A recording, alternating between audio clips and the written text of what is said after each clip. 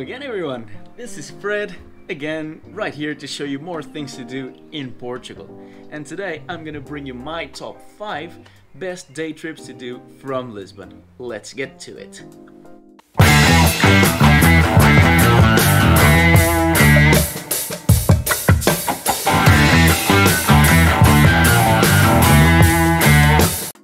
Okay, so I am an actual tour guide here in Portugal, Lisbon.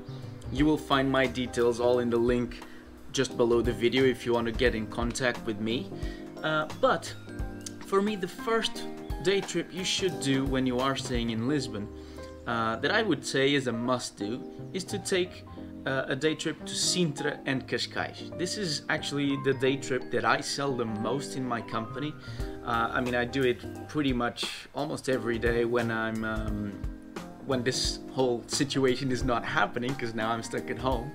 But yeah, Sintra is an amazing place. It's all about the palaces, the castles that it has, the delicious pastries, I have to say. And then Sintra, you can cover it quite quickly if you are in a tour, in sort of an experience thing like I do.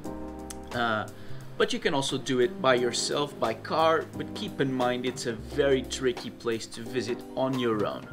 And then in the afternoon, usually I do go to Cascais as well, just following the beautiful coastline that we have, passing by beautiful places.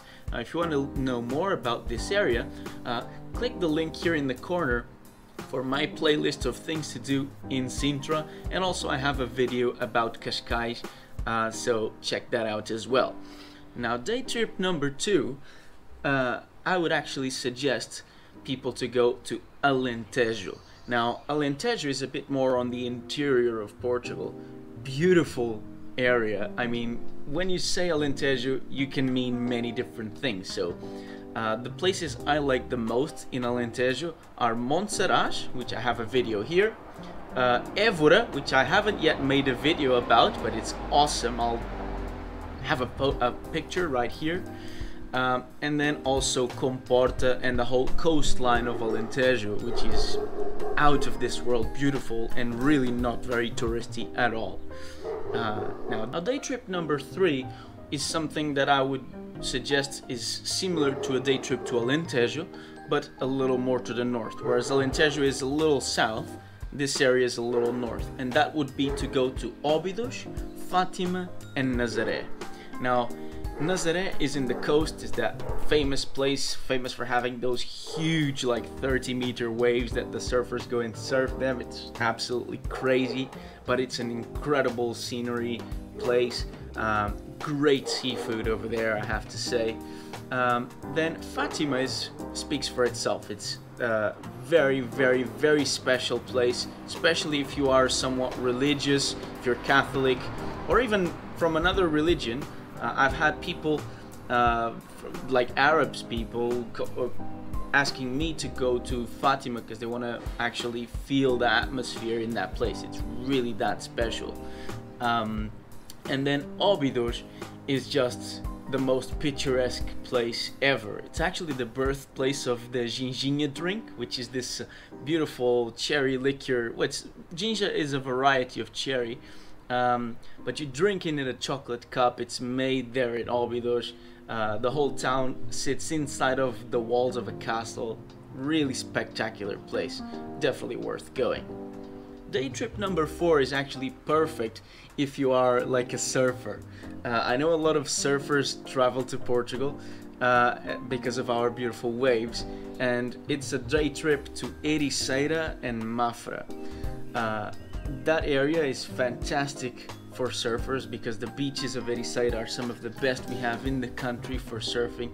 The seafood there is also out of this world good. And then Mafra is, well, first of all, famous for its bread. It's probably the best bread we have in Portugal, and it's just so good. It stays good and fluffy for about a week, I have to say. And then in Mafra, things that I like to do is like visiting the convent of Mafra, which is fantastic. Really interesting and really historical building.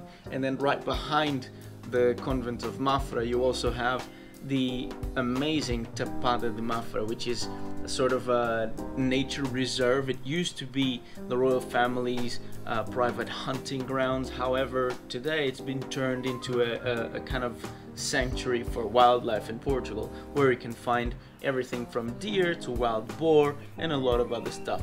Really awesome to do as well. Day trip number 5 is probably what would be like my favorite day trip to do on my own. I do it sometimes with clients as well, but on my own I do this a lot because it's an area I just love to go, and that would be to Arrábida and Sesimbra.